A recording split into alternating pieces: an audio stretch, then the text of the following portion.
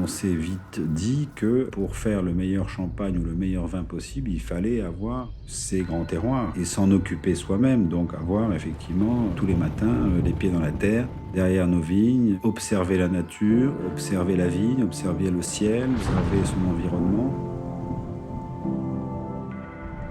Notre métier au quotidien et notre premier métier finalement, c'est d'être au cœur de cette nature.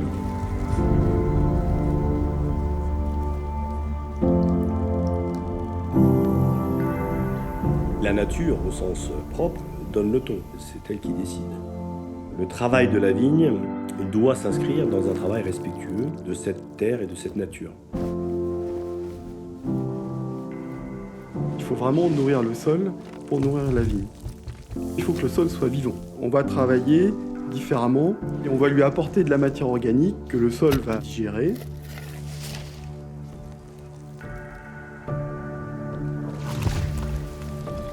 Tous les plus beaux terroirs, on les fait au cheval, dans l'idée de respecter mieux les sols et dans l'idée de faire toujours des plus beaux raisins. Un des gestes phares, c'est la taille. Pour avoir un flux de sève qui soit vraiment parfaitement continu des racines jusqu'au bourgeon. La sélection massale est pratiquée dans des vieilles vignes qui sont historiques dans la maison pour préserver cette biodiversité et la faire perdurer dans le temps. On va replanter des vignes à partir de vieilles vignes pour préserver ces individus. Tout ce travail, finalement, c'est cette viticulture familiale. On s'émerveille tous les jours, on est des amoureux de notre terre et de nos vignes et de nos vins.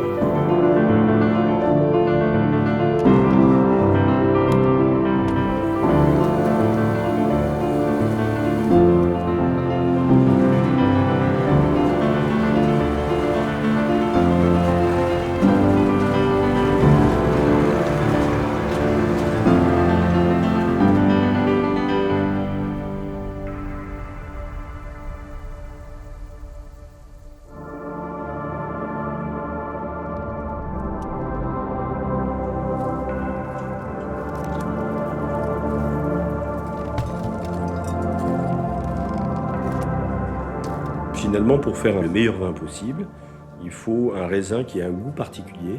Que ce goût particulier, il fallait déjà le piloter à la vigne avant même d'avoir les raisins dans les chais.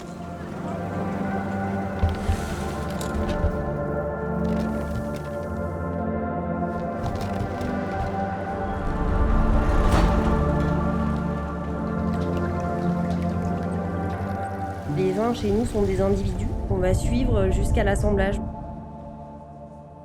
La grande particularité de la maison, c'est d'avoir des petites cuves pour permettre de faire des vinifications parcellaires. Ça permet d'avoir une palette de composition très large. On arrive à l'assemblage, c'est là où toute la puissance du parcellaire est importante, dès lors que le maestro sait faire jouer les instruments ensemble.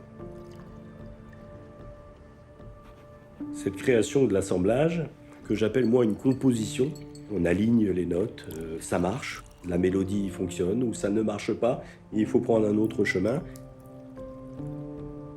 Avec l'équipe de dégustation, on passe 4 mois chaque année complètement à composer. On sait même plus comment commenter, ça donne un peu des frissons. Quand on a un grand vin qui est très énergique, qui donne de l'émotion, on a un peu le souffle coupé. On est avant tout vigneron, avant d'être œnologue et vinificateur.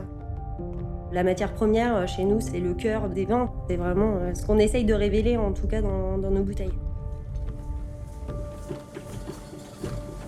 Je crois qu'on ne peut pas projeter une vision si on n'a pas une vraie connaissance de nos racines.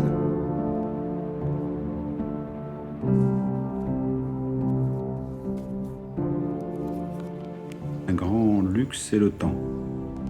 Le temps, quand on essaie d'inventer ou de créer les vins de demain, c'est extrêmement précieux parce qu'il faut du temps en fait pour faire les choses bien dans le vin. Il faut tout s'autoriser, il ne faut rien s'interdire. Ça, c'est très important. Il faut agir quotidiennement, à chaque niveau, dans la terre, dans la taille, dans la plantation, dans la sélection, agir comme un artisan. Quand les gens parlent de terroir et qu'ils parlent de la géologie, du climat, de l'altitude, du lieu, en disant les grands crus de Champagne, c'est magique, oui, mais tout ça, c'est rien sans l'homme. Le numéro 1 du terroir, c'est l'homme. Le numéro 1 de toute histoire, c'est l'homme. C'est la clé de tout. C'est la clé de la qualité, c'est la clé de l'engagement, de l'attention au détail, de l'envie de faire mieux.